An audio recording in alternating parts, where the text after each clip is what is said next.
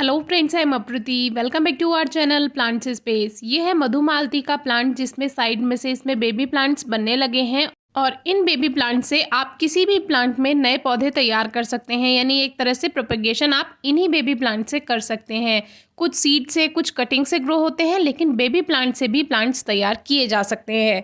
ये रूट्स के पास से ही बनते हैं क्योंकि जो मेन मदर प्लांट है उसी के जो रूट्स होती हैं वो दूसरी तरफ जब मिट्टी में ग्रोथ करती हैं वहीं वहीं से उसमें सकर्स जैसे बन जाते हैं और वहीं से नए नए पौधे बनते हैं।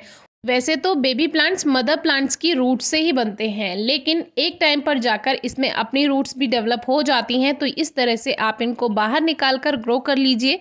एक बात का ध्यान रखना है, जैसे टेम्परेचर हाई है, मान लीजिए हमने आपको ये बात सिखाई, फिर बहुत ज़्यादा टेम्परेचर हाई है और उसकी वजह से जब आप इनको शिफ्ट करते हैं तो एक बार को ये स्ट्रेस में जा सकते हैं।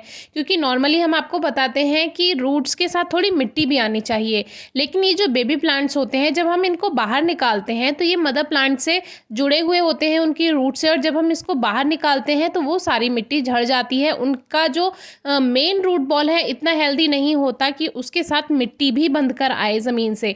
तो अगर टेम्परेचर हाई है तो ये बेबी प्लांट्स जब आप शिफ्ट करेंगे तो एक बार को ये ख़त्म भी हो सकते हैं। रेनी सीजन में तो ये रहता है कि मौसम में ह्यूमिडिटी रहती है, नमी रहती है, मॉइस्चर रहता है, तो रेनी सीजन में सर्वाइव कर जाते हैं। अब जैसे हम इसको अप्रैल में कर रहे हैं तो अब कोई गारंटी नहीं है कि ये सर्वाइव होंगे ही, लेकिन फिर भी हमने कोशिश की है और ये बात आपको भी सिखा दी, क्योंकि जिससे अगर रेनी सीजन में अगर आप कोई प्लांट ऐसा देखें तो रेनी सीजन में आपको मोस्टली प्लांट्स में बेबी प्लांट्स दिखाई देंगे, तो उसमें आपके लिए ये हेल्प करेगा।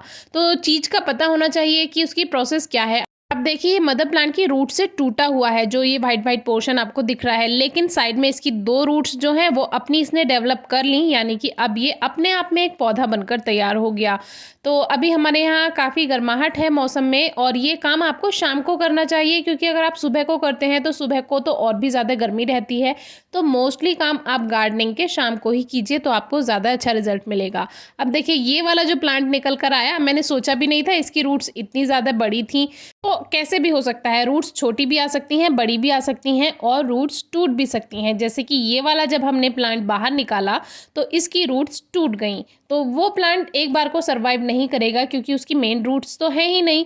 और अगर ऐसा रेनी सीजन में हो जाए तो रेनी सीजन में सर्वाइव कर जाएगा, क्योंकि जो बेल वाला मधुमालती का प्लांट है उसमें हमने आपको एक बार सिखाया भी है बेबी प्लांट्स को किस तरह से ग्रो करना है, तो उसमें टूटे हुए पौधों को भी हमने ग्रो करना आपको बताया था।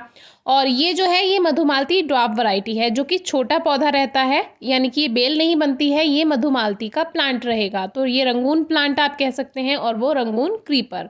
तो इसमें कुछ जो पौधे हैं उनकी रूट्स टूट भी गई हैं, लेकिन फिर भी इस तरह से आप इसको निकाल सकते हैं और इसमें थोड़ा पेशेंस रखना होगा। बहुत आराम से आजमा कर इस पौधे को आपको बाहर निकालना है, नहीं तो मोस्टली प्लांट्स की रूट्स टूट जाती हैं। जब मैंने शुरुआत की थी तब मुझे भी एक्सपीरियंस नहीं था और मेरे से भी बहुत बार बेबी प्लांट्स की रूट्स टूट जाया करती थी। तो ये हमारा मदर प्लांट देखिए कितना हेल्दी हो गया है और बहुत अच्छी ग्रोथ है और इसकी शेप भी अच्छी बन गई है, क्योंकि इस बार हमने इसको ट्री शेप दिया है और फरवरी में आपको दिखाया भी था। तो वीडियो आप डिस्क्रिप्शन बॉक्स में चेक कर सकते हैं किस तरह से इसको हमने ट्री शेप में बनाया है। और अब ये सभी हम शिफ्ट कर देते हैं इन पॉट्स में। ये पॉट्स कुछ हम तैयार ही रखते हैं खाद मिलाकर, क्योंकि कभी कभी ऐसा होता है कोई पौधा अचानक ही लगाना पड़ जाता है, तो वही गार्डन सॉइल में हम काउडंग यानी गोबर की खाद मिलाकर इसको तैयार करके रख देते हैं और फिर कोई पौधा अचानक लगाना हो तो एकदम लगा देते हैं। अब देखिए इसकी रूट्स इतनी ज़्यादा बड़ी हैं, इसको थोड़ा मोड़कर लगाना होगा और इसको कैसे सेट करना है अभी आगे बताएंगे। तब तक ये जो और पौधे हैं इनको हम शिफ्ट कर देते हैं। शाम का टाइम रिपोर्टिंग के लिए, ट्रांसप्लांटेशन के लिए बिल्कुल ठीक रहता है।